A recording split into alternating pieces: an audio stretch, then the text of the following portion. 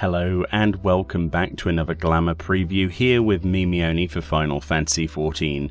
This time I wanted to take a look at another dungeon set, and this then is the Beret sets from the Dohn Mheg dungeon.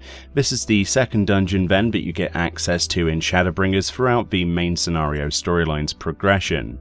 The pronounced Beret, spelt Vobert, prefix for these armor sets is of course in reference to the Beret kingdom that once stood in the land now known as Dohn Mheg, shortly before man abandoned this land long ago at the time of the Flood of Light. So as usual, we'll go through each role set, starting with the tanks. None of these sets, to note, are dyeable. This fending set then is pretty nice looking. I love the immediate contrast of the red sleeves with the black leather and metal found on the gloves and feet. The visor they're using here is a little clippy with various hairstyles, as visors usually are for a helm slot, but in general I really like this one. It's going to probably ring a few design bells for people who have looked at some of the Ivalice Raid series gear before, as many of these designs do seem influenced by those sets for sure.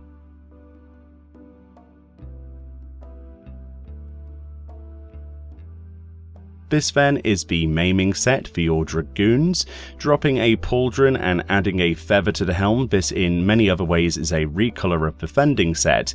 It's a very nice recolor, I might add, and I quite like the shining silver gauntlets and boots here. The mix of darker fabrics and bright metal finishes look really quite cool in contrast. It's a nice variation on the set, and I've seen much worse Dragoon sets. These boots and gauntlets in particular will find a few uses in other Glamour sets I make in the future for sure.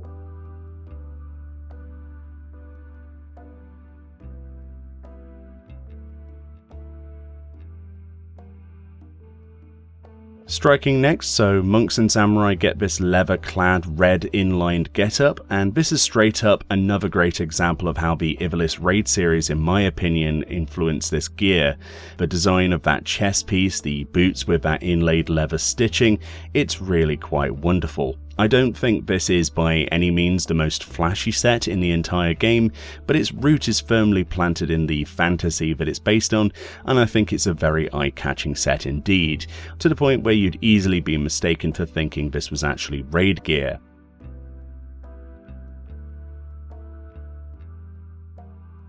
Aiming now, and the beret is back.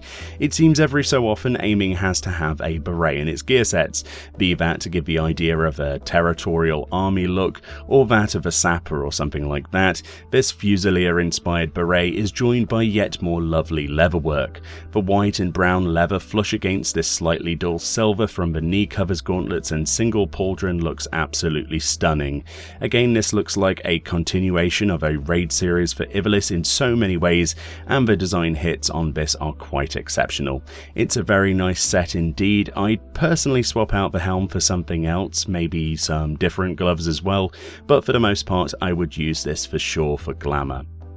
Scouting next, which is basically a carbon copy of striking, which is not really much of a surprise there, but honestly, why change what isn't broke? It's a great looking melee set, and the dark green accent of fabric instead of red on those armlets blends in nicely with the brown of this leather. I prefer the colour scheme of this one to the striking set ever so slightly. I'm not really a fan of those leather helms though, I have to be honest. That's the first thing I would personally replace or turn off the visibility for if I use this for any length of time. Okay, so now we're on to easily my favourite from Dohn Mheg, and that's the healing set.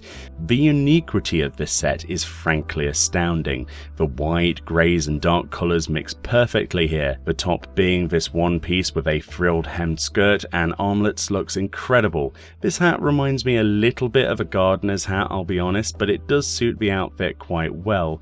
The attention to detail on this particular gear set is really great. The keys hanging from the waist there on that small belt is a really nice touch. It's just a very nice looking set, and I will definitely be keeping the chest piece if nothing else for future Glamour sets, and I pray silently for a dyeable version of this soon, as that would be awesome. And lastly to show you is the caster set, which is pretty much a direct recolor of the healing set with no other differences. There's a lot less contrasting colours here and much less of a standout colour scheme, I think you'll agree, with brass keys instead of silver on the waist there. I love the hat on both the healing and casting set with the veil that's attached to the back of the head. below the hat, so it's a pretty unique look. Quite like the idea that this is sort of like has a practical use to keep the sun off your back and neck in a desert or something, but it looks really cool regardless. In general, these sets are wonderful representations of dungeon gear, and some of them really stand out where they could easily be from something else, and like a raid or something.